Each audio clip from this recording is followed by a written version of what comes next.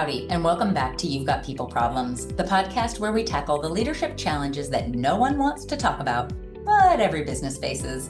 I'm your host, Melissa Ortiz with Activate Human Capital Group, and this is episode 27. I'm excited to introduce you to David Satterwhite. David is a new connection in my world, but someone who's been doing really interesting work in the space that I live in, the intersection of people, performance, and growth. David brings over 35 years of experience in tech, scaling software companies from small teams to thousands of employees and hundreds of millions in revenue.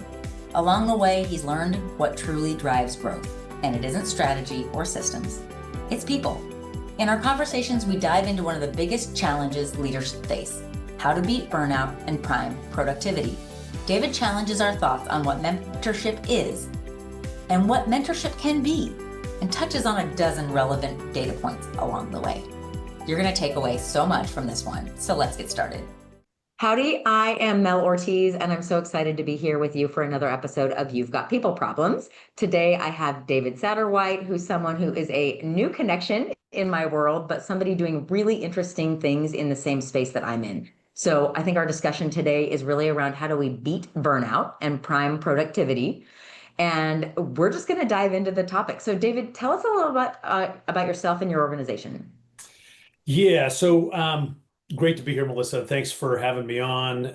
Great to chat about a topic that I can chat about for a long time. So you'll have to keep control of me in the conversation. And you'll see I have a lot of passion about it.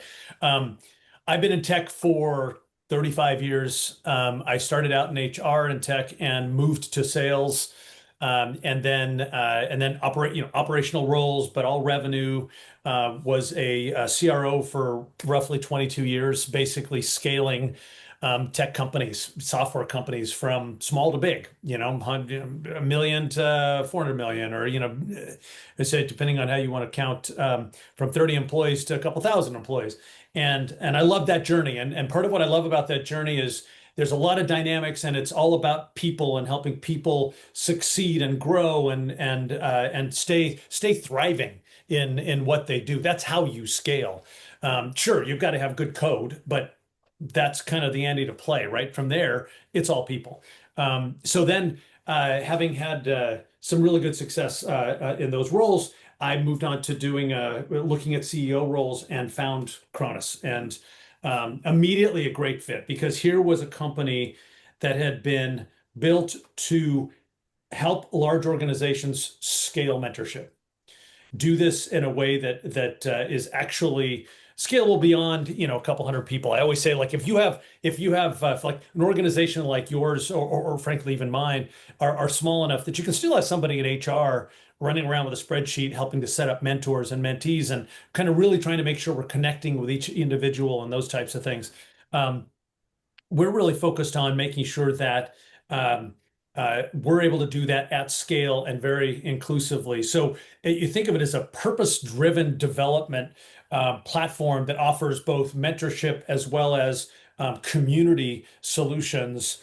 Think ERGs or lots of different kind of community things, where it's not just connecting people one-to-one like in a mentorship relationship. It's also in groups of people, either mentoring groups or affinity groups or what have you, and then moving into peer-to-peer conversations. There's this huge movement that we've been embracing for a while, but now is really catching on, which is, hey, you can learn a lot, not just from a mentor, but from each other, from peer-to-peer. I want to learn more about AI, right? The topic of the moment. Sure. Who in the company could teach me a bit more about that? And if you've done you do the work in the platform, we know people, we know what people have, we know the experience, and like, oh, Melissa's someone that you could talk to. Let's set up a connection, set up a meeting, and guide you through a conversation to help you with that process. So that's a bit about me and my career and us as an organization. We have all kinds of organizations, from large nonprofits to universities, to small nonprofits, to small universities, to Fortune 1000 companies, tech companies, old time, like been around forever, manufacturing in the heartland companies, overseas. It's because when you think about it, everybody's every organization is trying to figure out, how do I put my people in a position to thrive, so ultimately they can be more productive and we can have more of an impact with our business. The thing that was so compelling to me about talking with you is I think mentorship is something most companies dream about doing better. And it seems like you might have cracked the code, or at least have some really great opportunities for companies to level up, but not at the cost of somebody's total day, a little more intuitive way. And for my part, my focus is really around this idea of talent optimization. How do we get the right butts in the right seats in the first place, so that they feel confident? You know, one of the things I see in our employee engagement surveys that is a huge piece of our work is, when I'm not the right person in the seat, I have major imposter syndrome. So guess what I'm not going to do? I'm not going to volunteer to mentor someone, because I'm petrified people are going to find out that I don't know what I'm doing and I'm not meant to be in this seat. And so I'm very guarded. I tend to become an expert because I can't ask for help because I'm worried about being found out. And so when we get the right butts in the right seats, and then, like you're talking about, when we help them thrive, when we make sure they're engaged, they have the resources, they have the support, the results that companies see are magical in terms of reduced workers' comp issues, improved productivity, absenteeism numbers, just however they're measuring a win, we're getting there. And I feel like this is a critical piece of the puzzle that I don't tackle, and could be a really interesting cross-pollination, I guess. So I'm excited about that. Absolutely. One of the things that really struck me when I started thinking about this at scale versus just thinking about this as part of my leadership career and whatnot. You know, I always tell people there's management, which is about making sure you have the right people in the right seats doing the right things. And then there's leadership, which is how do you set people up to thrive and do the best work of their lives. And so this was, okay, when you think about this at scale, I started looking into and reading more. One of the ones, Melissa, that just captivated me was Gallup ran this survey a number of times, and it kept coming back that 76% roughly of employees globally self-designate as being disengaged. And it just, I don't know how anybody can listen to that statement and not be flabbergasted. Like, so if you're disengaged, are you productive as you could be? I mean, if you're disengaged, are you really getting the most out of that individual in terms of what they're doing? I mean, this is something. There's not a snowball's chance in hell. Every CEO, every leader should be worried about, because the majority, and I'll tell you, every one of us, CEOs, probably you as well, if you ask us, we say, oh, well, not in my company. It's not 70. Well, the 76% is somewhere, right? Yeah. So it's something that is very pervasive. And when you double click on the problem, it's not about compensation. You know, it's not like, oh, let's give them let's give them free lunch. Let's, whatever. No, you double click on the problem, and it's, I feel like I'm not aligning my purpose and what I'm great at with my job and what I do. I'm not feeling connected in the organization. Do you know that in the US, something like 30% of first-year employees leave within the first year? 30%. Again, amazing. What's one of the biggest things that stops that? You get connected to somebody. I have a friend at work. I'm part of something at work, right? If I feel like my leader is not effective, I feel like I'm not getting, feeling cared for in my role as a human being. That's one. And heaven help you if you don't feel like your manager makes you feel your job is important, then you're just a cog in the wheel. And why should I stay? I can go to the next company. Maybe I can make $1 more an hour. It's just why? There's no purpose. It's from my shade of music. I worked for Gallup in both their San Francisco and Houston operations, and it's tremendous. And I think about that. I want to go back to that stat you mentioned, around 76% self-identify as disengaged. So if we think about an organization that has 100 people in a rowboat, 76 of them, we're not talking asleep at the wheel. We're talking they're rowing in the wrong direction just to piss you off. Yeah. Because they're so angry about not getting what they think they should be just to get their work done. Right. That then you're left with the rest of the people who are either not engaged. We call them quiet quitters, right? They're sleeping in the boat. Then there are just a few people left that might be rowing in the right direction. So how are we ever supposed to make headway as an organization if all we're doing is distracted by the people who are not rowing in the same direction? Right. And that purposely describes the 80-20 rule that people like, well, 20% of the people do most of the work anyway. I've never been satisfied with that. I have never run an organization where that's where I think is optimal. That's okay. That's failure to me because I want to get the 80% doing a great job because that's going to be a much more effective approach than the 20%. Now, the fourth thing that when you double click on this poll is development. They don't feel like they're being developed. Right. So that's where especially mentorship comes in. So we're trying to help with connect people in a development way, connect people in a purpose way, connect people in just with human beings so they feel like they're part of something, and then help them be more effective with their leader. So that's what we're focused on. And it's sorely focused, right into this challenge that we're talking about. And when you see that, we have a new name for everything in terms of the people problems and what we call them depending on what's happening in the marketplace. But whether everybody's leaving their jobs, or and the great, what do we call it? The great leave, the great stay, Great resignation. Great resignation. I mean, there's just we come up with these names of things. But if you're not focused here, the bottom line is you're not getting the most productivity out of your employees. And yes, then you have retention problems. Then you have people leaving. You spend all this money to recruit them and bring them on board and ramp them up, and then they leave to go find something else. And it goes right back to the point you made around the development, because the number one reason people are leaving is not for more money, which it goes back to the compensation discussion. It's because they think there are opportunities to learn and grow elsewhere that they're not seeing for themselves right now. Yeah. And how do you do this? One of the other things that we see, I don't know about you, Melissa, but we see a lot is, well, as a CEO, you say, well, my leaders should do that, right? If I've got effective leaders and managers, they should be able to do that themselves. It never works. It never scales. It works when you're 50 employees. It doesn't work when you're 500 or 1,000 or 2,000 or 5,000 or 50,000, right? It just doesn't scale because certain groups of people are the ones who are going to knock down your door to get mentorship. The old thing of like water cooler mentorship, first of all, that didn't work well, even when we went to offices, right? But now, very rarely do we have consistently going into offices. So it's just not something that happens organically to the level that we needed to tackle that problem that we're talking about. And it's interesting, in all the time I work with a lot of behavioral assessments, both for assigning roles, making sure we get the right people in the right seats, but also just for people development. And there are certain people who naturally are developers. Yeah. They're encouragers, they're cheerleaders and coaches. And sometimes what I see is like their span of control, we might see better mentorship and cross-pollination because of them as a leader and they're setting that tone. But it's not a natural talent for most people. Like all of our Gallup research when I was there indicated that 1 in 6 people had the natural talent to be a good manager. The rest of us needed a roadmap.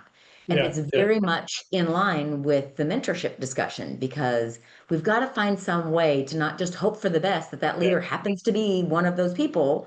It's not enough. Yeah. So true.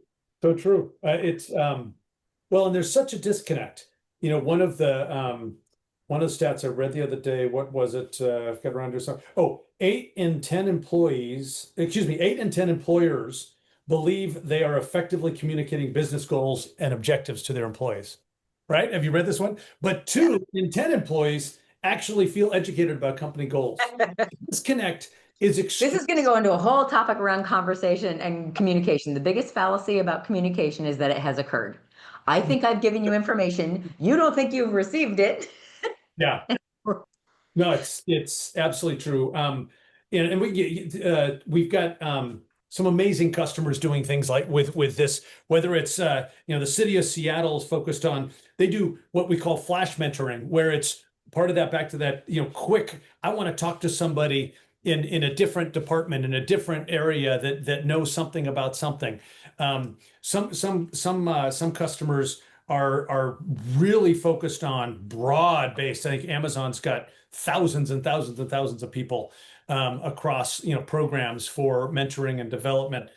So these big companies are making progress, really doing organized.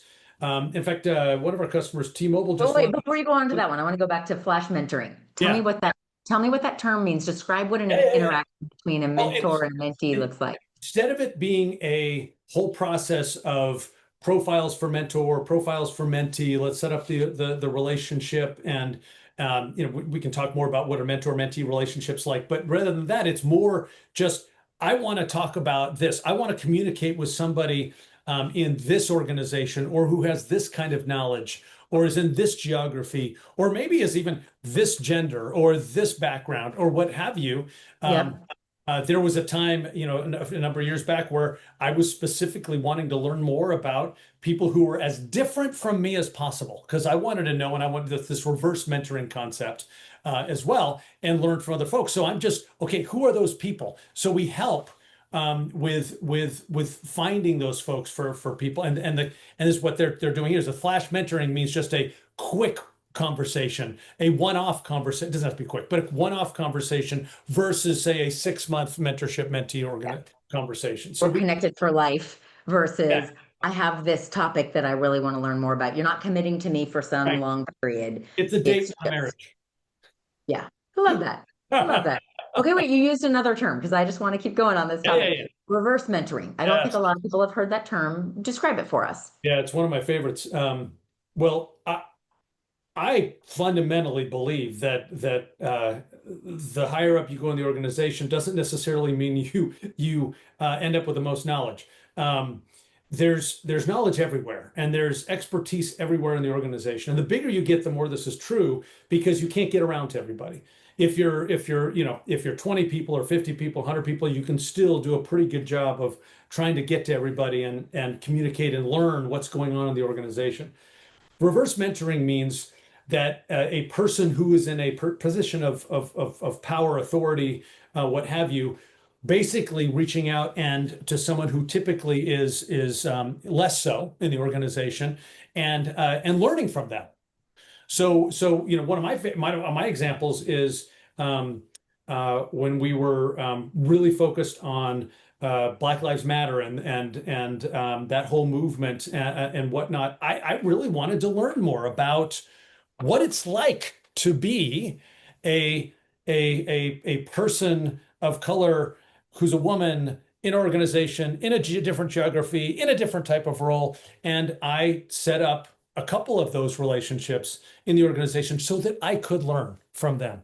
Now, I also offered mentorship benefits for them in terms of learning from me and sponsorship, that type of thing.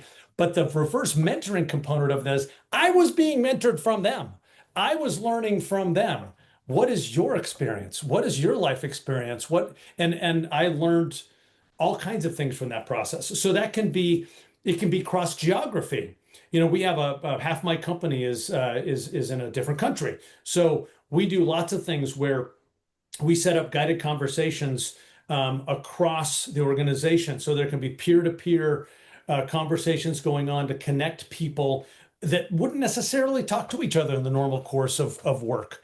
And so there's that concept of peer-to-peer. But the reverse mentoring is specifically someone like you or I saying, I want to learn more about something like this. So finding a person in the organization who can help teach you about what that is. It might be someone who doesn't really know much about, again, AI, let's say. Well, I want to learn more about that. I guarantee you, there's somebody in your organization who knows an awful lot. Not me. Unfortunately, that person will probably tell you to go ask AI instead of themselves, because they'll be a better teacher. That's a whole other topic. Yeah. Okay, so here's something that comes to mind. I think about traditional idea of mentorship, and we meet for coffee, we build a relationship, we establish a rapport. If we're thinking about fewer of those, maybe not fewer of those, but thinking along different lines, how do we encourage more candor and vulnerability with people that we haven't met before, especially for people who go back to all these behavioral assessments so often? I go back to the very introverted people who are very private and cautious. Yeah. How do we break down some of those barriers quickly? Is it just a cultural thing we're developing? What's been your experience there? Yeah. Well, it's a very, very real challenge. So what we hear from our customers is challenges on both sides of the relationship, where the mentor, very often super busy, doesn't have the time to do the proper research on the mentee to really understand what's needed. The mentee oftentimes intimidated by and what, we're not really used to this kind of relationship what maybe has never even talked to a person, a VP or a director or exec, whatever, somebody in a mentor kind of role. And the last thing they want to do, David, I'm sure, is to hurt any future potential career possibilities. So they're on their best behavior and the most what do we polished. talk about, right? What do I talk about? So we do a few things based right on exactly what you're talking about. First of all, we leverage a purpose assessment right up front as part of the profile building process, so that part of what we learn about individuals is actually their purpose. I'm an empowerer. And so, but my purpose is I like to empower people to do great work. Well, if you know that about me, then you know some things to connect with me on, which, to your point of like being a little more comfortable that we have some knowledge and some things that work. Now, how do you get that information in a very easy to use way? That was my next question.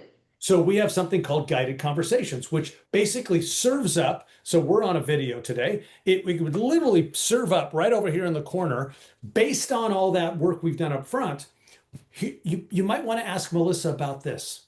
Melissa is a explorer, which means this. You might want to ask her about this for both of us. So we both are getting some guides around things we can talk about, which gets you through a little bit of that. Okay, what do we talk about? And I haven't had hours to go do a bunch of research. It's being fed up to you by the platform so that you can have that conversation. And then you can write some notes right there, and then you keep that and then you build off that as you go forward. But it's right to the challenge you're talking about, which is that those relationships don't always get off to the best start because of the things you're talking about, where people are feeling, I don't know, how do I connect? Who's this person? What do we, all of that. So we're trying to help with that in a number of ways. Yeah, amazing. One of the things, because of so much of my work is in employee engagement, just measurement and analysis, I'm thinking about how a team like yours might take that data, feed it into your system and say, wow, we know this department is really struggling with, my manager helps me feel my job is important. We'll go back to that one. Do you have any instances with clients where you're taking that data that they've already gathered and helping them create these pathways to know that you're really shoring up engagement? Or is it, we know this works, so the more of it we do, the better off we are?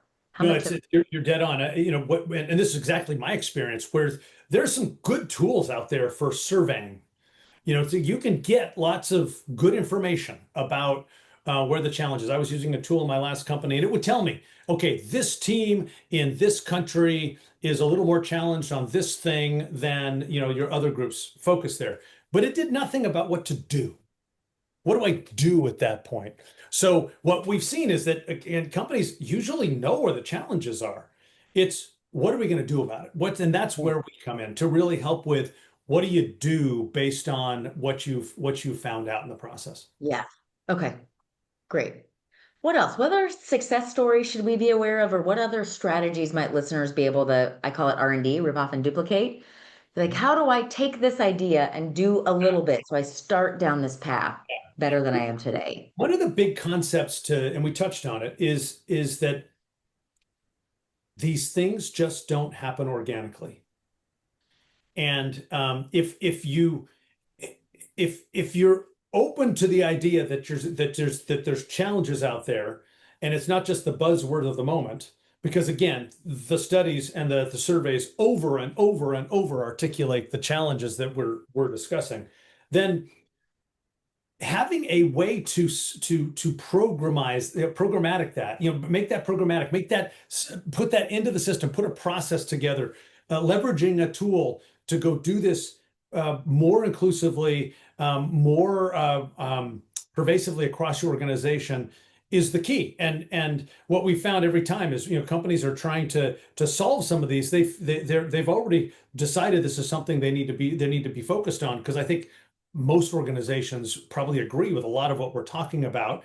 They're not, again, there's lots of survey tools that give them this information. It's getting down to, what are you going to do about it? And if all you're going to do about it is tell your managers to do more, you're just kind of part of the problem, because right back to some of the statistics we're talking about in terms of what's communicated and how much of it's internalized, it doesn't happen that way. And the one that you brought up about how many people are really equipped to do this, even that, let's say we want to educate and develop our leaders to be better mentors. How are you going to do that? Right? How do you do that when you can't just run around with a person from HR trying to educate each person, right? Doing these things requires a process, a focus and a program, a set of programs. So we'll have companies that have program on development, ramping employees up initially, getting them ramped up, making sure they're connected with individuals, looking at specifically high impact leaders, who you got programs around specifically. We've identified, 20% of our leaders who we think are super high potential. We want a program around how to do that.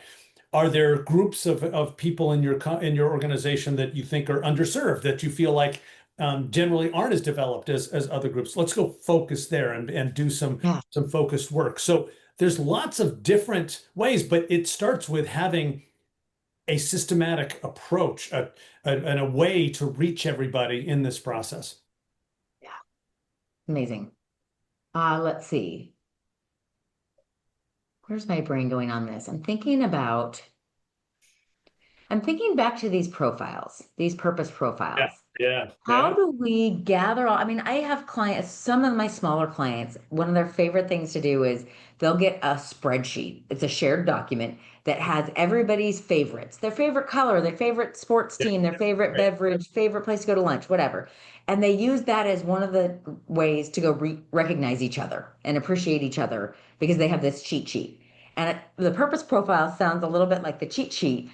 How are they getting that information into a system? I'm thinking about bigger clients with all these employees. Absolutely. Yeah, we do this at scale. I would hold their paycheck until they give the information in, or it's a super easy. We have like a 10-minute survey that is super easy to take, that all just goes straight into our platform and then spits you back. We've got all this amazing IP, spits you back all this information about not just labeling you an empowerer or what have you, or the detective, or what have you, but explains what that means, explains some of your motivators. Are you more motivated by the overall goodness, the overall good of society? Are you more motivated by solving individual problems? It really gets into an incredible amount of detail, given it's not a survey that took you 2 hours to take. So we have that set up. Actually, we merged with a company a couple of years ago that brought a bunch of IP. Their founder had written a book on this and whatnot, and so it's a part of our organization. Our solution that we bring to bear with our customers, so they have that and they can leverage that in their work. And we've got more and more organizations starting to bring that in. Because when we think of what we're trying to do and what you need to do in this process, you need to know the person. Like, you got to start with knowing the individual. So how do you get that knowledge in? And so we've got like this ability to know that person, both interact with your HR data. So we've got the basic facts, but then also with the purpose data, have a better sense of who they really are. Then you've got to match them. So we've got an incredible algorithm to match effectively based on what you've said is important to you. I want to have a mentor who grew up doing farming in Northern California. Then, okay, great. I'm going to match you up with someone that we've got the profile information. Then we need to guide you through that process, because as we talked about, it's not as easy as just matching people up. Oftentimes the right conversations don't happen. Right? I mean, sometimes think about one of the biggest challenges we hear from CEOs is that they have a really tough time communicating effectively their top priorities to their whole organization. Well, think about if you could put in a guided conversation every mentor-mentee relationship in the company. You can have the mentor bring up your key initiative. So the power of guiding these conversations is amazing. And then really importantly, is number 4, is measure.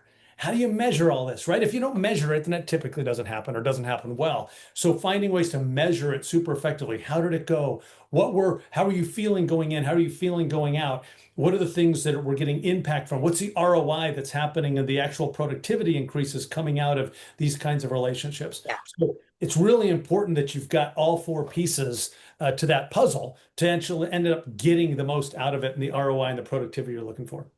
Okay. Tell me about, I'm thinking about the Explorer, the profiles that you're developing as part of the intake.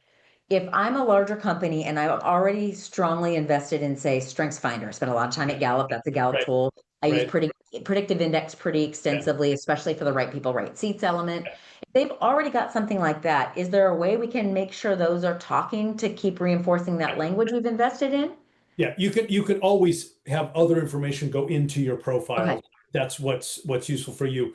A lot of our customers will just leverage ours because it's not a big process. It's not a big Undertaking thing. It's not like, oh, we're asking every employee to take 2 hours out of their day to do it. Yeah. And because it's all integrated and everything's all set up, it's just easy to do. But you absolutely can take it as part of the profile setup. There's all kinds of things you can take into consideration in terms of adding into that profile. Very cool. Okay, so I'm hearing a couple tips and tricks. I'm hearing around that mentorship and engagement doesn't just happen organically. It's something we really need to invest in By design.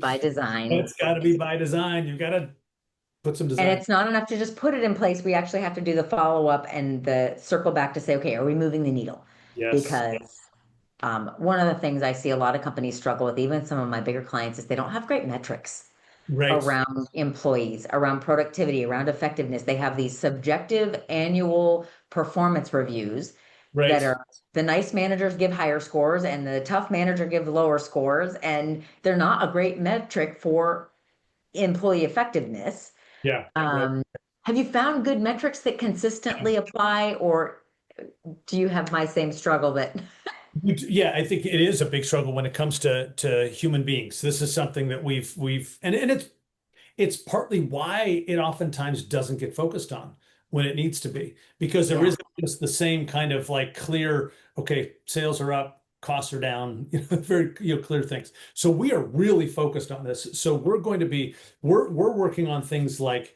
I've actually seen this prototype. It's pretty cool, but a silo busting a metric that actually shows you exactly who's connecting with who in the organization and where. So you can like, how many people in my India office in Chennai are connecting with my people in the UK and what have you. So so the first thing is just giving you the ability to see what's going on. Once again, some of the benefits by doing this by design versus by water cooler or happenstance, right? So you can actually start to see what's happening in the system. And then you're working on what are the specific ROI measures that you have. And we see different kinds. Some of our customers will focus on retention.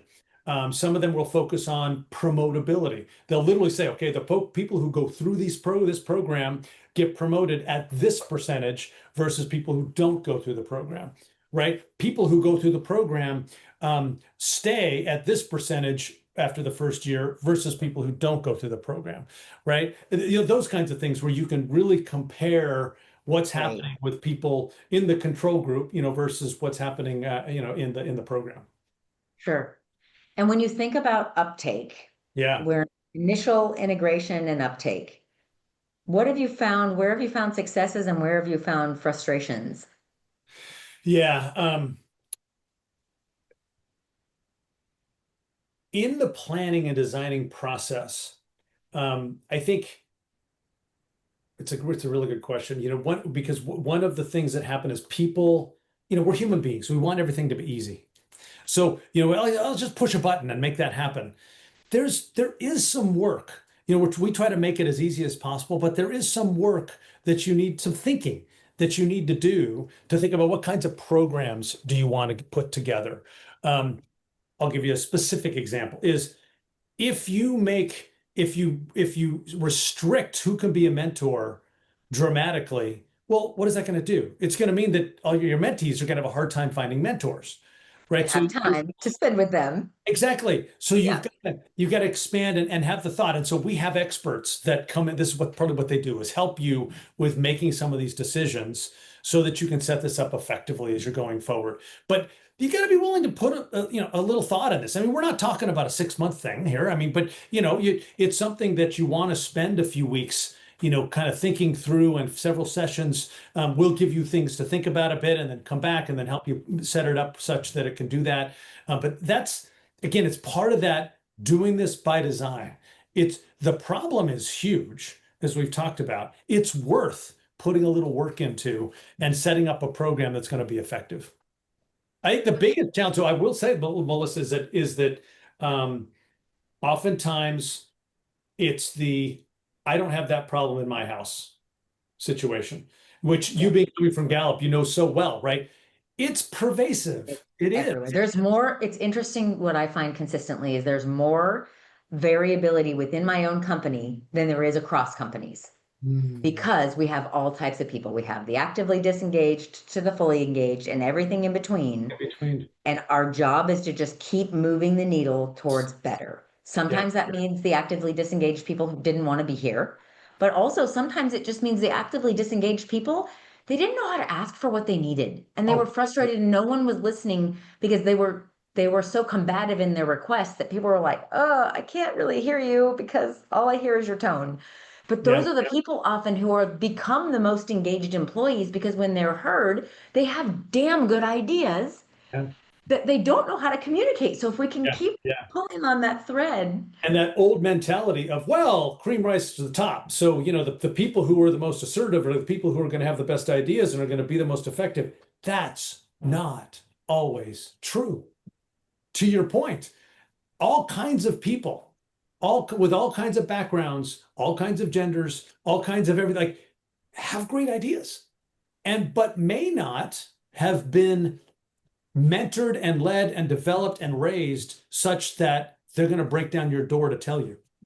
Sometimes if we want to again, I'm thinking very selfishly as a CEO, if I want to get the best ideas, if I want to get the most productivity, there's a simple concept that I love, which organizations only reach their greatest potential when their people do. It's fairly simple. And you think it's the kind of thing that just seems fairly obvious, but it's amazing how many folks struggle with that. Think we can do one without the other. Exactly. The 80-20 rule doesn't work, right? Get the 80% to thrive, not the 20. The 20 are going to thrive no matter where they go. There are some people who are just going to find a way. And I think one of the things that you said that really resonates with me, David, is the idea that I'm on a school board. So I'm very passionate about kids and education and development. And one of the things I don't think we do well enough in education is something that trips even the most sophisticated, educated people up are two things. One's personal finance, but the other is interpersonal communications. So my ability to maturely and proactively communicate my needs, my ideas, my frustrations, for most people is not there. And so if we find little ways to help them level up, then they're more assertive and able to communicate their ideas rather than just frustrations. Well, fascinating parallel. So I was on the board for many years of a school it was actually in this case a private school that had been set up very specifically to do middle school different. And part of what it was focused on is how do we help them build their EQ, not just their IQ, right? Right to your point. Yes. How do we help them with these conversations? And everybody's got different challenges in terms of how to communicate and how to connect. And I was fortunate that some of my children went through the school. I remember my daughter, she was very communicative and she would over communicate. And one of the things that one of the teacher did is they gave her a little jar of pennies and said, for every question you want to ask, you got to take a penny out.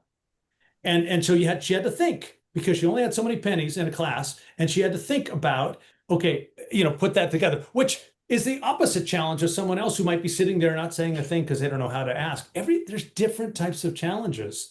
We need to be bringing these out. We used to talk about self-science, getting some awareness at the middle school level about how to look outside. This is what EQ means. Right? It's for people who haven't looked up EQ, look it up. First, it's how do I actually know what I'm feeling? How do I actually understand myself? And let's be honest, the majority of adults don't do that. They don't understand themselves. My household, David, the joke is that we grew up with three emotions that were allowable. You could be happy, Yeah. You could be mad or you could be hungry. Now, hungry is obviously not an emotion. So they're left with happy and mad. And if you're happy, you're allowed to be out and about. If you're mad, you should really go away and deal with that until you're happy again. And so my brother and I make these jokes about this, but this is so real for so many people. It's like, oh no, shut it down. Shut it down. Yeah. And so that emotional self-awareness is like, really? Well, I'll give you another example. I'm on an all hands yesterday morning with my team. And I was talking about a value called, we can have a whole conversation about the value of assuming positive intent. And I'm so passionate about this value that I was just going at it and I'm kind of talking about it. And then I thought, this could be seen as being just over, like I could be turning people off by how passionate I am. So I stepped back and I put it out there. I called it out. I just said, you know what? I am so passionate about this that if I'm being more assertive than is effective in this communication, I'll apologize up front. But it's just something I believe in so clearly, and it's that example of, and took me a few years to get there, of being able to step outside yourself and look in and say, okay, observe. What are you doing? What's coming out right now? And that tends to be, super effective. But these things have to be taught. They have to be learned. It's not something that just happens typically. And not just taught, but drilled. I think about this idea of assuming positive intent. It's one thing I talk to my kids a lot about, and actually my peers. I do a lot of volunteer work, and when there's stirrings within a nonprofit, and there's all these volunteers, and I'm like, breaks, assume positive intent. What's the best possible reason they could be bringing this issue up? And it's amazing how quickly we can dissolve issues rather than, well, they're just bringing it up because they're selfish and they just irritate me, right?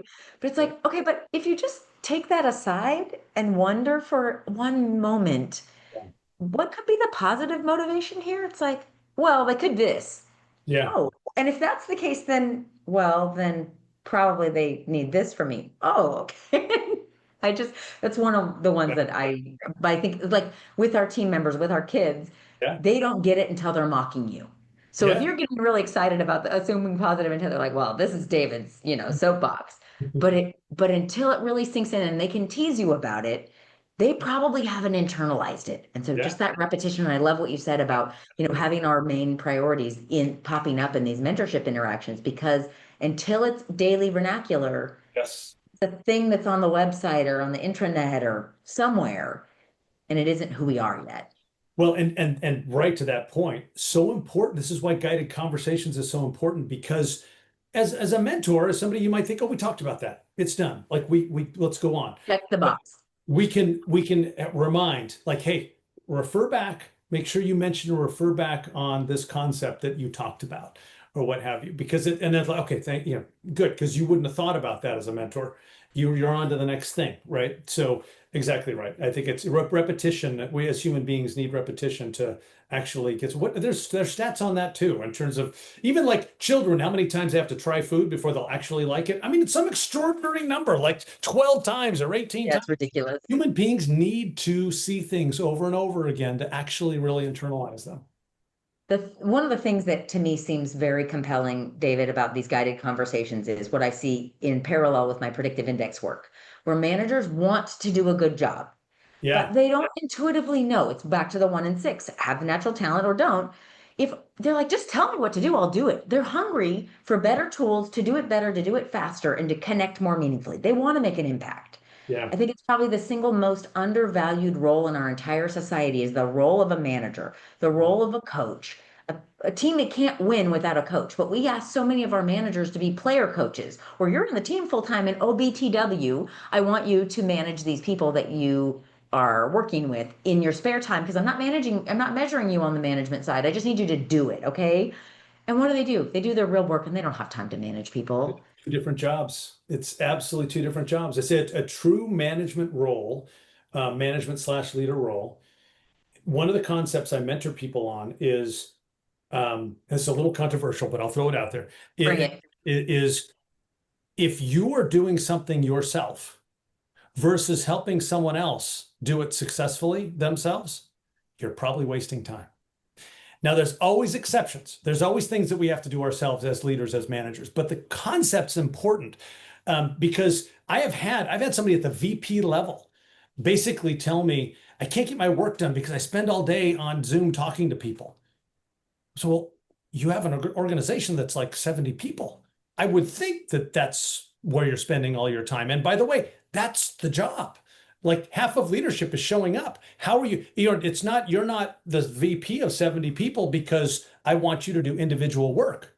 There'll be times, you're putting board slides together, whatever. There may be things what we have to do. But like if you're designing spreadsheets for that job that needs to get done over here, why isn't somebody else doing it? Have we not taught somebody? Have we not enabled them to do that effectively? And again, I'm not talking about that manager who has 3 people or something and is truly that sort of like hybrid role. But to your point that I think you were making, Melissa, I am highly suspect of those hybrid roles. I would rather have a management ratio such that lets a manager be a manager and wakes up every day thinking, okay, my job is to help these 9 people succeed in their job every day.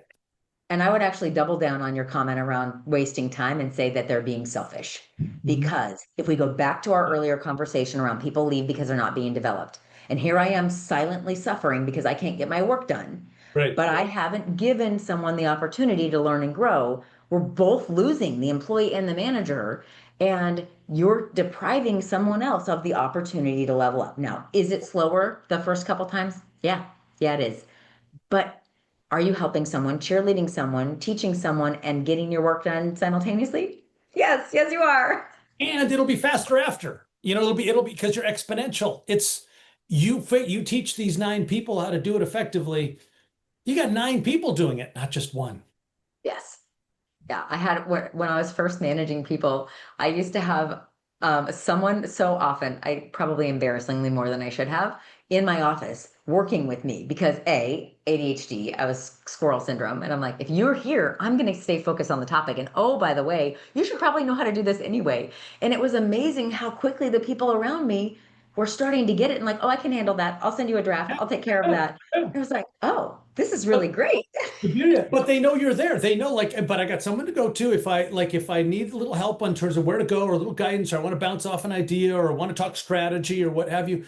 All of those things are super relevant. But in the end, that person is taking away the action items. That person is taking away the go do that. That's the empowerment. Yeah. That's how you're empowering people to go. That's being a multiplier, as Liz Wiseman said in her book years ago, right? Is multiplying your whatever it is that you bring that got you to that leadership role. Your job is to multiply it. Your job is to help other people do it successfully. Okay, great. We are coming up on our time because I'm having way more fun than I probably should be in this discussion. And you're right in your beginning statement saying we could have made this a way longer. This is going to be a half-day discussion. But okay, so I'm going to come back to my tips and tricks. We talked about mentorship and engagement doesn't happen organically. Considering I love this concept of flash mentoring. This doesn't have to be this typical long-term commitment that we really get to know each other. It's just a transfer of ideas and knowledge both directions. So going back into that reverse mentoring and having somebody, I love, one of the first times I learned about reverse mentoring was having younger people mentoring older people in terms of how do we see things? How do we approach things? You think we're lazy. We think we're efficient. Just some of those. You read an article every day about the different generations and how different they are and how they're struggling working together. Reverse mentorship is how you help solve that. Yes. Because and then the other offer. Oh, we could go way into the generational discussions, and maybe we'll have another podcast to do that. That's what we have to do. Then the other 2 I have left are assuming positive intent. I will shout that from the rooftops any chance I get. So I'm going to just squeeze it in here because I think it's so important, and we don't do it enough as adults. We don't do it enough in our personal lives. We don't do it enough in our professional lives. Right. And we mistake it for things like, oh, but does that mean you're not supposed to disagree with anybody? I said, no. In fact, assuming positive intent sets up an environment where you can feel safe to disagree. Yeah, especially when I communicate, like, I assume you're asking because this, right, which then lets me enter the danger a little more effectively. And then the last one I have is just around the concept of continually looking at our organizations in terms of ways to multiply our effectiveness and our impact, which really comes back to the work that you're doing that I'm so grateful to know more about. I'm grateful that our listeners know more about, and I'm thrilled to be connected with you. So if people want to learn more about Cronus, about you, how would you like them to reach out? Do they go to the website? What's your preference there, David? Yeah, the website's great. We're obviously on that all the time, Cronus.com. I'm also on LinkedIn, so feel free to reach out to me at LinkedIn, David Satterwhite. But we're super excited to work with larger I mean, it's again, when I say large organizations, I just mean when you're at 20, 50 people, 70 people, you're still at a stage where you can, no matter, somebody may try to sell you something, and that's fine. And maybe you just, like, sometimes we'll have organizations that, yeah, we're 50 employees today, but 2 years from now we plan to be 1,000. So we're putting in these things now. Great, that makes sense. But otherwise, and you're getting into those larger organizations, this is where these are the kinds of tools that make a difference in terms of solving these problems. So we'd love to hear from you. Great. Well, if you'd like to learn more about predictive index, how we're getting the right people in the right seats in the first place, or about our employee engagement work, love to talk with you. My name is Melissa Ortiz. My maiden name is Yerxa. That's probably the easiest way to find me on LinkedIn, or our website at activate.hcg, like humancapitalgroup.com. So thank you for your time, David. And I look forward to having you back again on You've Got People Problems. Awesome. Thanks, Melissa. Well, that's a wrap on this episode of You've Got People Problems.